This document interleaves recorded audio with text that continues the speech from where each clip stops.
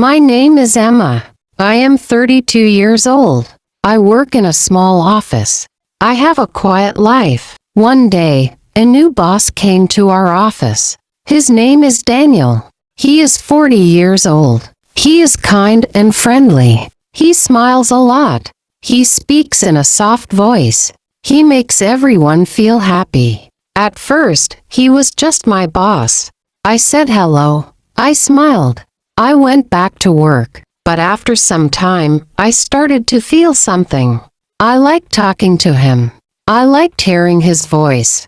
I felt warm when he looked at me. He asked me, "Are you okay today?" I said, "Yes, thank you." But my heart was beating fast. He made me laugh. He remembered small things I said. He stood near me when we talked. I started to think about him at night.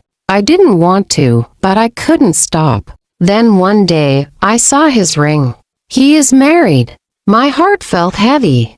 I was sad. I told myself, you must forget him, but it was too late. I was already in love. I didn't plan this. I didn't want this. But now I think of him every day. I smile at him. I talk to him. But inside I feel pain because I know he is not mine. Every day I see Daniel at work. He walks past my desk. He smiles. He says, "Good morning, Emma." I smile back and say, "Good morning." I try to look normal.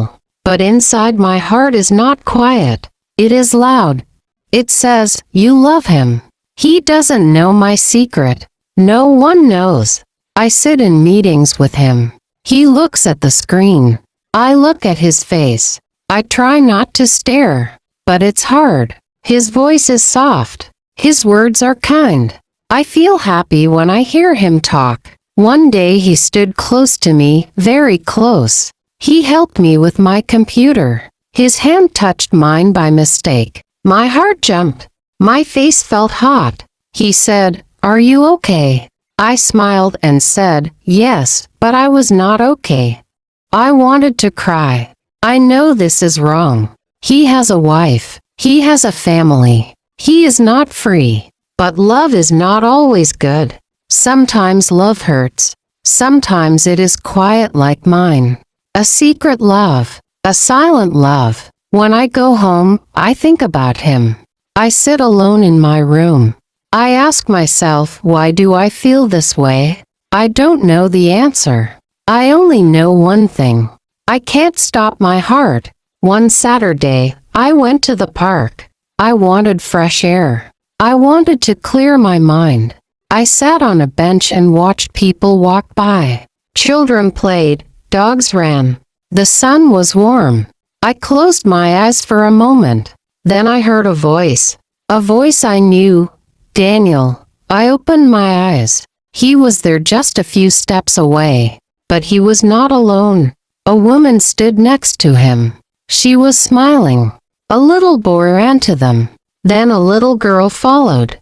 They laughed together. Daniel picked up the girl and kissed her head. That woman was his wife. Those were his children. I froze.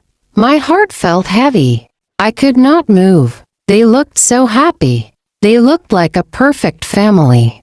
He looked different, not like my boss, but like a husband, like a father. He did not see me. I was glad. I turned my face away and looked at the trees. I wanted to cry, but I held the tears inside. I thought, this is real. He belongs to them, not to me. I sat there for a long time after they left. I felt empty. I felt small. I asked myself again, why did I fall in love with him? But there was no answer. I walked home slowly. That night, I didn't eat. I didn't sleep. I just lay in bed and whispered, forget him. Emma, please forget him. But my heart said, I can't. It was Monday morning. I didn't want to go to work. My heart still felt heavy after seeing Daniel with his family, but I had no choice. I got ready and went to the office. I tried to stay quiet. I didn't want to talk. I didn't want to smile. Then Daniel came to my desk. He looked at me and said, Emma, are you okay today? You look a little sad. I looked down and said, I'm just tired. He sat beside me. You're a good person, Emma. You always help others. You're quiet but strong. You're special. My heart stopped. Special. That word stayed in my head. No one ever called me that before. I smiled, but I was shaking inside. I wanted to tell him everything. I wanted to say I love you, but I didn't. I couldn't. He smiled at me again, then went back to his office. I sat at my desk, staring at the screen, but I couldn't work. My hands were cold. My heart was too full. That night, I stood in front of the mirror. I looked at myself and said, he thinks I'm special. And then I cried. I cried because I was happy. I cried because I was sad. I cried because I knew he didn't belong to me and maybe he never would. One day after work, Daniel and I stayed late in the office. We were alone. I wanted to say many things, but I was afraid. He looked at me and smiled. Emma, he said softly, you are important to me. My heart jumped. I looked at him. I felt scared and happy at the same time. I wanted to ask, do you love me? But my mouth was quiet. He spoke again. I am married, but I like you. You make me feel alive. I felt my eyes fill with tears. I didn't know what to say. He said, I don't want to hurt my family, but I can't stop thinking about you. I was confused. I was sad. I was full of hope. I wanted to believe he would leave his family for me, but I knew it was not right.